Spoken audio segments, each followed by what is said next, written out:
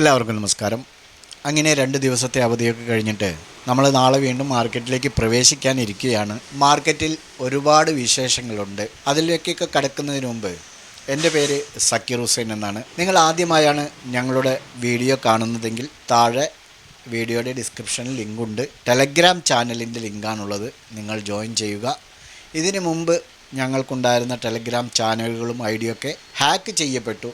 അത് അറിയാത്തവരുണ്ടെങ്കിൽ, അതായത് നേരത്തെ ഞങ്ങളുടെ ചാനലിൽ ജോയിൻ ചെയ്യുകയും അത് ഹാക്ക് ചെയ്യപ്പെട്ട് നിർജീവമായി കിടക്കുന്നത് എന്തുകൊണ്ടാണെന്ന് അറിയാത്തവരുണ്ടെങ്കിലും ഇപ്പോൾ വീഡിയോ കാണുന്നുണ്ടെങ്കിൽ നിങ്ങളും പുതിയ ചാനലിൽ ജോയിൻ ചെയ്യുക. സബ്സ്ക്രിപ്ഷൻ പ്ലാൻ എടുത്തവരാണെങ്കിൽ ഞങ്ങളുമായി കോൺടാക്റ്റ് ചെയ്യുക. ഇപ്പോൾ നിലവിൽ പാകിസ്ഥാനുമായുള്ള യുദ്ധ സാഹചര്യം രൂക്ഷമാകുകയും തന്മൂലം നമ്മുടെ FIRs പാനിക്കായി വെള്ളിയാഴ്ച മാർക്കറ്റിൽ നിന്ന് പിന്മാറുകയും ചെയ്യുന്ന കാഴ്ചയാണ് നമ്മൾ കണ്ടത്. അങ്ങനെ അവർ പിന്മാറിയപ്പോൾ നമ്മുടെ ഇന്ത്യൻ മാർക്കറ്റ് ചെറുതായിട്ട് റെഡിൽ ക്ലോസ് ചെയ്യേണ്ടി വന്നിട്ടുണ്ട്. വെള്ളിയാഴ്ച FIRസിൻ്റെ ഭാഗത്തു നിന്ന് 3798 കോടി രൂപയുടെ നെറ്റ് സെല്ലിങ്ങാണ് നടന്നിട്ടുള്ളത്. സെൻസെക്സ് 800 പോയിൻ്റ് നഷ്ടത്തോടെ 79,454 ക്ലോസ് ചെയ്തു. നിഫ്റ്റി 265 പോയിൻ്റോടെ 265 പോയിൻ്റ് നെഗറ്റീവിൽ 24,008 ക്ലോസ് ചെയ്തു. തുടക്കത്തിൽ വലിയ നഷ്ടം നേരിട്ട ഇടത്തരം ഇൻഡെക്സുകളും അതുപോലെ ചെറുകിട സ്റ്റോക്കുകളും അവസാന മണിക്കൂറിൽ തിരിച്ചു കയറിയതുകൊണ്ട് ഒരു പരിധിവരെ നഷ്ടം നികത്താൻ കഴിഞ്ഞിട്ടുണ്ട്. BSEയിൽ ലിസ്റ്റ് ചെയ്ത കമ്പനികളുടെ വിപണി മൂല്യം നോക്കുകയാണെങ്കിൽ വെള്ളിയാഴ്ച 2.4 ലക്ഷം കോടി രൂപയുടെ ഇടിവാണ് രേഖപ്പെടുത്തിയത്. അങ്ങനെ 41.93 ലക്ഷം കോടി രൂപയായി താഴ്ന്നുപോയി വിപണി മൂല്യം.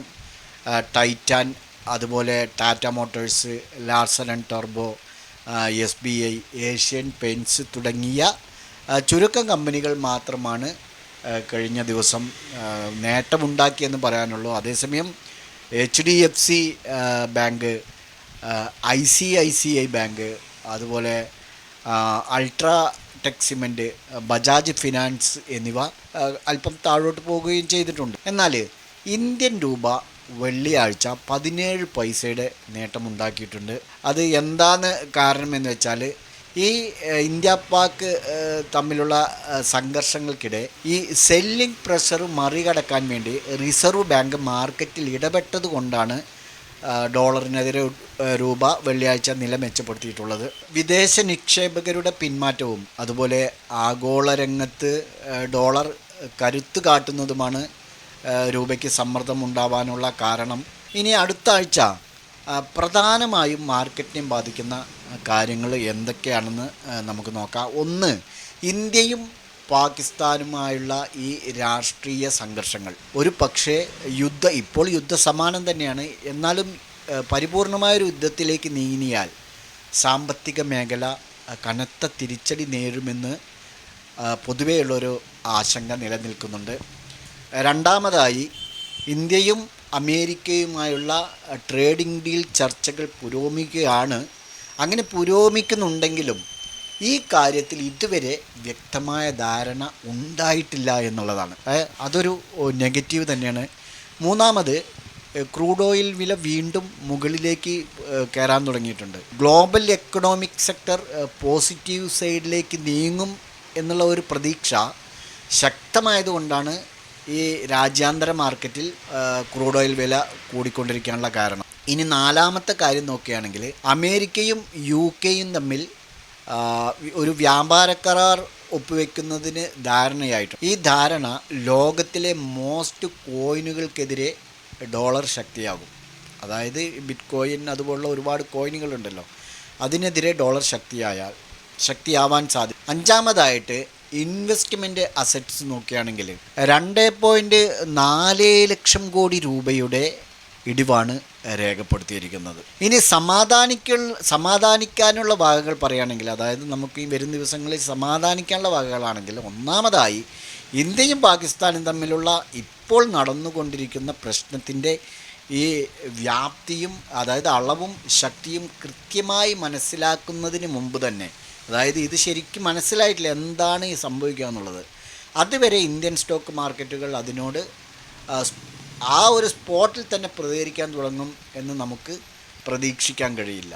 അതുകൊണ്ട് ഈ പ്രശ്നങ്ങളിൽ മാർക്കറ്റ് റിയാക്ട് ചെയ്യാൻ കുറച്ചെങ്കിലുമൊക്കെ സമയമെടുക്കും. കാരണം ഇപ്പോൾ നടക്കുന്നത് ഒരു ചെറിയ പ്രശ്നമാണോ അല്ലെങ്കിൽ അതൊരു വലിയ പ്രശ്നമായ ഒരു വലിയ സംഘർഷമായി മാറുമോ എന്ന് മനസ്സിലാക്കാൻ ട്രേഡർമാർ വെയിറ്റ് ചെയ്യുകയാണ് എന്ന് പറയാം. അതുകൊണ്ടാണ് കഴിഞ്ഞ ദിവസങ്ങളിൽ മാർക്കറ്റ് നിസ്സാരമായി പെരുമാറുകയും ഇന്ത്യ പാക് സംഘർഷങ്ങളോട് അധികം പ്രതികരിക്കാതിരിക്കുകയും ചെയ്തത്. എന്നാൽ ഡൊമസ്റ്റിക് മാർക്കറ്റിലെ ചാഞ്ചാട്ടത്തിൻ്റെ അളവുകോലായ ഇന്ത്യ വിക്സ്, ഈ ഇന്ത്യ വിക്സ് കഴിഞ്ഞ ദിവസങ്ങളിൽ ഉയരങ്ങളിലേക്ക് എത്തിയിട്ടുണ്ട്.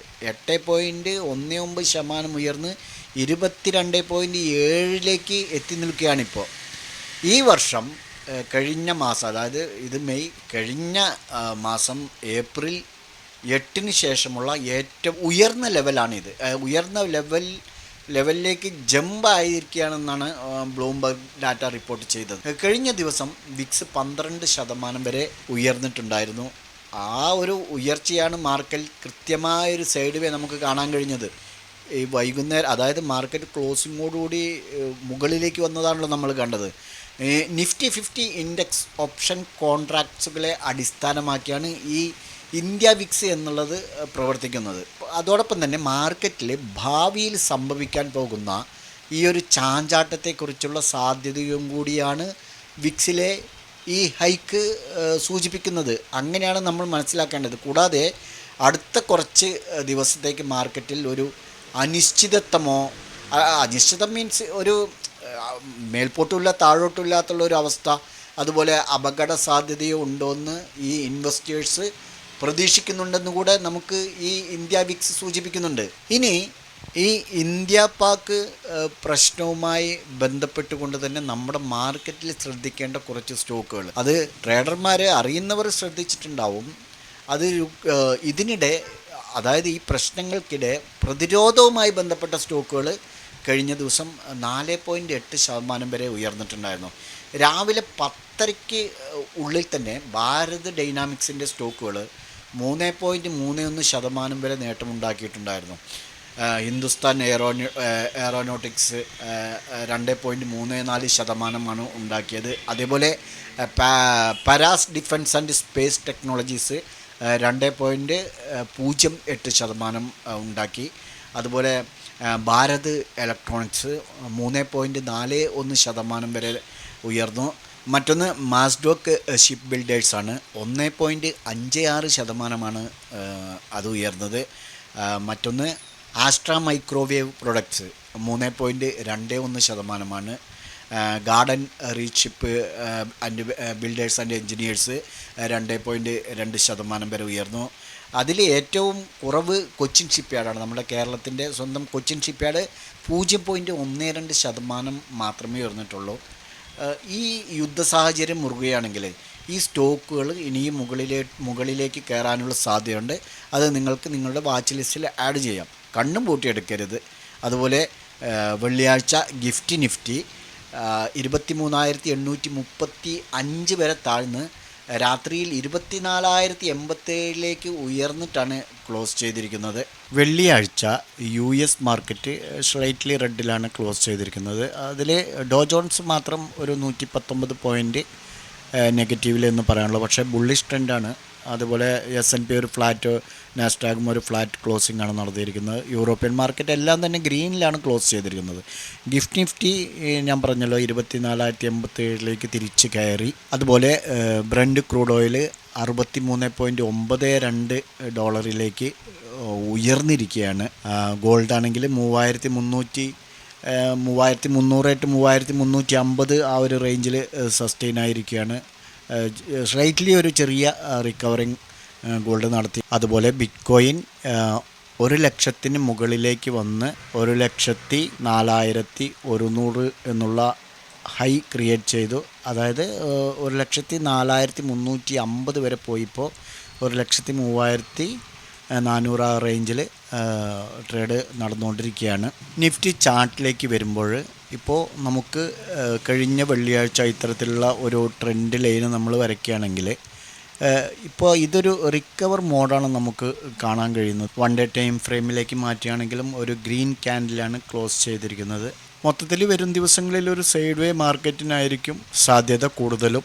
ഏതായിരുന്നാലും ശ്രദ്ധിച്ച് ട്രേഡ് ചെയ്യേണ്ട സമയങ്ങളാണ്. ഇപ്പോൾ നിലവിൽ 23,950 എന്നുള്ള ഒരു സപ്പോർട്ട് റെസ്പെക്റ്റ് ചെയ്തിട്ടാണ് മുകളിലേക്ക് വന്നിരിക്കുന്നത്. 23,950 ഓക്കെ, 936 വരെ ഡൗൺ ആയി. നമ്മൾ കഴിഞ്ഞ ദിവസം വീഡിയോയിൽ പറഞ്ഞത് 23,950 എന്നുള്ള ഒരു സപ്പോർട്ടാണ്. എന്നാൽ 24,000 എന്നുള്ള ഒരു സർജിക്കൽ ലെവലിനും മുകളിലാണ് നിഫ്റ്റി ക്ലോസ് ചെയ്തിരിക്കുന്നത്. അതുകൊണ്ട് തന്നെ ചെറിയ ഒരു പ്രതീക്ഷ, അതായത് ഈ യുദ്ധ സാഹചര്യങ്ങളെല്ലാം തന്നെ നീങ്ങിയാൽ നിഫ്റ്റി വീണ്ടും മുകളിലേക്ക് പോകാനുള്ള തയ്യാറെടുപ്പുകൾ തന്നെയാണ് എന്നുള്ളതാണ് അതിൽ നിന്നും നമുക്ക് മനസ്സിലാക്കാൻ കഴിയുന്നത്.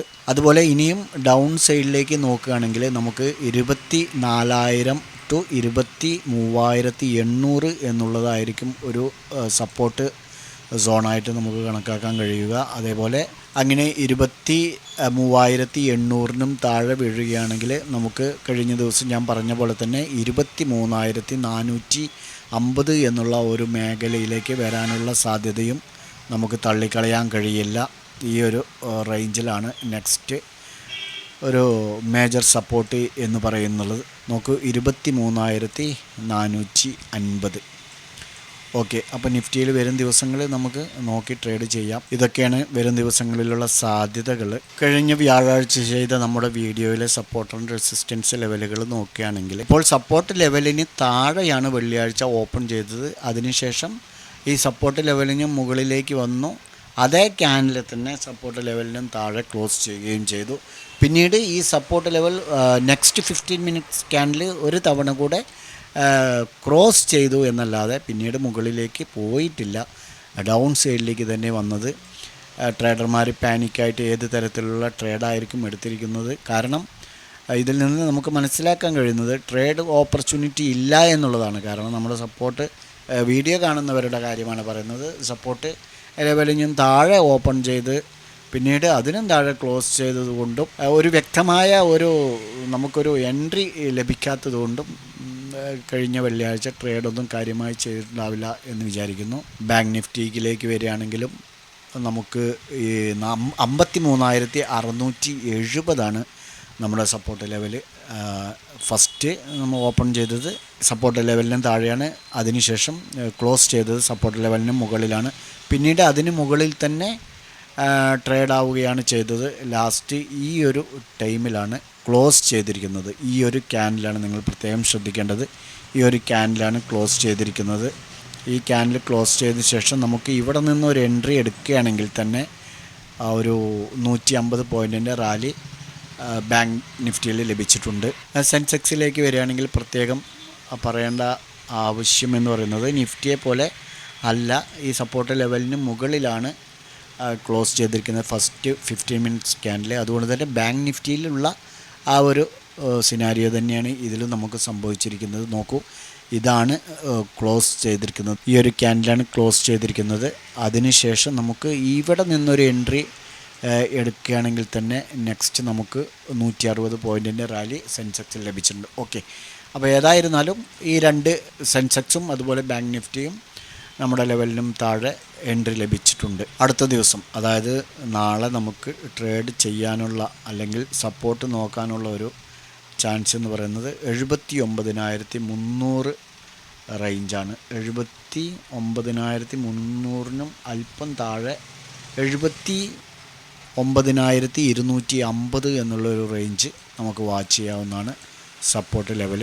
അതേപോലെ റെസിസ്റ്റൻസ് ലെവലായിട്ട് നമുക്ക് 79,870 സെൻസെക്സിൽ ഇങ്ങനെ വാച്ച് ചെയ്യാവുന്നതാണ്. ബാങ്ക് നിഫ്റ്റിയിലേക്ക് വരുമ്പോൾ നമുക്ക് സപ്പോർട്ടായിട്ട് 53,470 ആ ഒരു ഏരിയ തന്നെയാണ് നമുക്ക് വാച്ച് ചെയ്യാനുള്ളത്.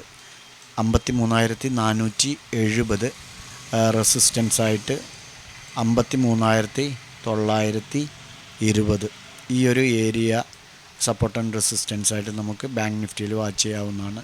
നിഫ്റ്റിയിലേക്ക് വരുമ്പോൾ 23,930 ആ ഒരു റേഞ്ച് നോക്കിയാൽ മതി. അതിന് മുകളിൽ 23,950 ബ്രേക്ക് ചെയ്ത ഉടനെ തന്നെ നമുക്ക് തയ്യാറെടുക്കാം. അതിനും താഴെ 23,930 താഴെ ക്രോസ് ആൻഡ് ക്ലോസ് ചെയ്യണം. എന്തായിരുന്നാലും 23,930 എന്നുള്ള ഒരു സപ്പോർട്ട് ലെവൽ നമുക്ക് വാച്ച് ചെയ്യാവുന്നതാണ്. അതുപോലെ റെസിസ്റ്റൻസ് ലെവലായിട്ട് നമുക്ക് ഈ ഒരു സോണ് 24,130. ഓക്കെ, അല്പം മുകളിലേക്ക് കയറ്റി 24,130 റേഞ്ചിൽ നമുക്ക് വാച്ച് ചെയ്യാവുന്നതാണ്. ഓക്കെ, അപ്പോൾ നിഫ്റ്റിയിൽ നമുക്ക് ഇങ്ങനെ നോക്കാം. ഈ 3 ഇൻഡെക്സുകളും നിങ്ങളുടെ ട്രേഡിംഗ് പ്ലാറ്റ്ഫോമിൽ ആഡ് ചെയ്ത് ഈ സപ്പോർട്ട് ആൻഡ് റെസിസ്റ്റൻസ് ലെവലുകൾ നിങ്ങളൊന്ന് വാച്ച് ചെയ്യുക. ഞങ്ങളുടെ വീഡിയോ എഡ്യൂക്കേഷൻ പർപ്പസിന് വേണ്ടി മാത്രമാണ്. നാളെ നല്ലൊരു പ്രോഫിറ്റബിൾ ഡേ ആവട്ടെ എന്ന് ആശംസിച്ചുകൊണ്ട് നിർത്തുന്നു. മറ്റൊരു വീഡിയോയുമായി വീണ്ടും കാണാം. ബൈ.